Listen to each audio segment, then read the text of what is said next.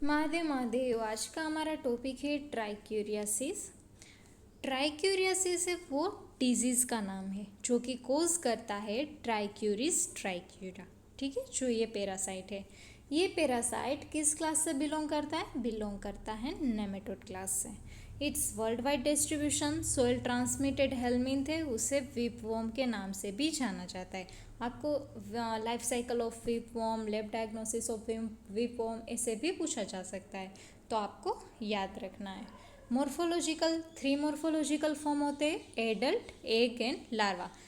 सारे नेमेटोड्स में 4 stage larva present होगा, L1, L2, L3 and L4। ठीक है, फिर है एडल्ट। तो एडल्ट फॉर्म में nematode is elongated, cylindrical and filariform in shape and female worms are longer than the male worms.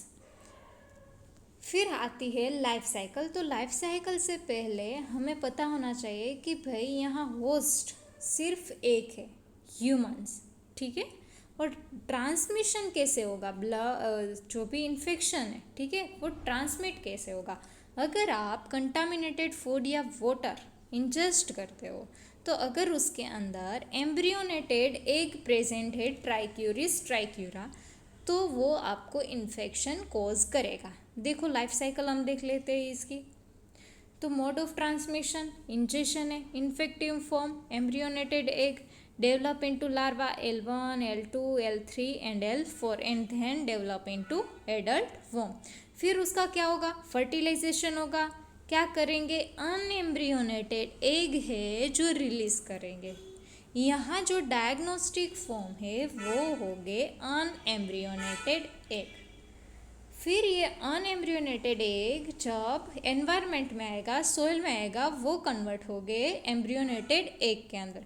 ये जो एम्ब्रियोनेटेड एग है वो होगा इन्फेक्टिव फॉर्म, जो कि इन्फेक्शन कॉज करेगा। ठीक है, और अनएम्ब्रियोनेटेड एग है वो होगा डायग्नोस्टिक फॉर्म। क्यों?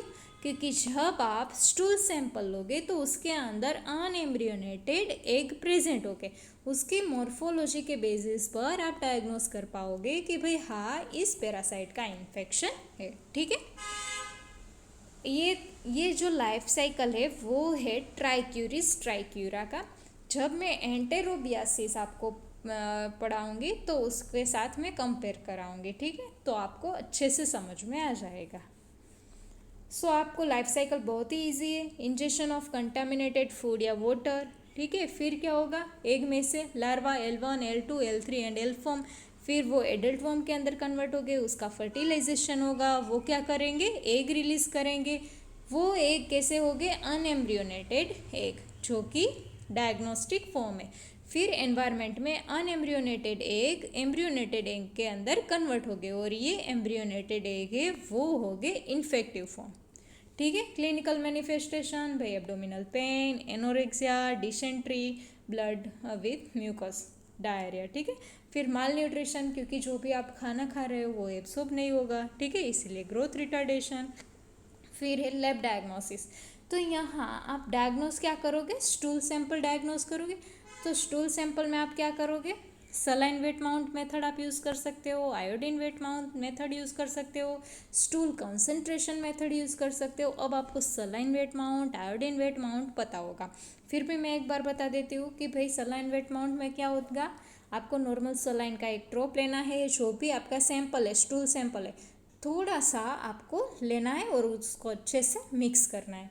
फिर कवर स्लिप लगा के आपको क्या करना है? माइक्रोस्कोप में ऑब्जर्व करना है। उसी तरह से आयोडीन वेट माउंट में करना है। ठीक है, आयोडीन का 1 ड्रॉप लेना है, स्टूल सैंपल लेना है, उसको अच्छे से मिक्स करना है और कवर स्लिप लगा के ऑब्जर्व करना है। स्टूल कॉन्सेंट्रेशन मेथड हम कब यूज़ करेंगे? कि जब जो भी आपको ऑब्जर्व करना है, कोई पैरासाइट का एग है, ठीक है, आपको लगता है कि भाई पैरासाइटिक इन्फेक्शन है, लेकिन आपको डिटेक्ट नहीं हो रहा है स्टूल सैंपल में, तो आप स्टूल कॉन्सेंट्रेशन मेथड कर सकते हो। ठीक है, अगर एग का अमाउंट कम होगा तो, ताकि जो भी सॉलिड पार्टिकल है, ठीक है, वो आपको जो स्टूल है वो कॉन्सेंट्रेट मिले। जिंक फ्लोटेशन मेथड आप यूज़ कर सकते हो, फॉर्मल ईथर सलाइन मेथड आप यूज़ कर सकते हो। ठीक है, और आप क्या करोगे? जो भी एग है उसकी मॉर्फोलॉजी के बेसिस पर आप डायग्नोस कर पाओगे। फिर है एडल्ट वर्म, उसकी मॉर्फोलॉजी अगर आपको पता है तो आप डायग्नोस कर सकते हो प्रोक्टोस्कोपी से। उसके अंदर क्या होता है कि भाई प्रोक्टोस्कोप नाम का इंस्ट्रूमेंट रहता है, ठीक है। वो क्या करता है, वो एग्जामाइन करता है कि भाई जो भी डिस्टल पार्ट है कोलन का, ठीक है, वहाँ क्या प्रेजेंट हो गए, एडल्ट वॉर्म प्रेजेंट हो गए। तो वो अगर आपको उसकी मॉर्फोलॉजी पता है तो आप लैब डायग्नोस अच्छे से कर पाओगे, ठीक है।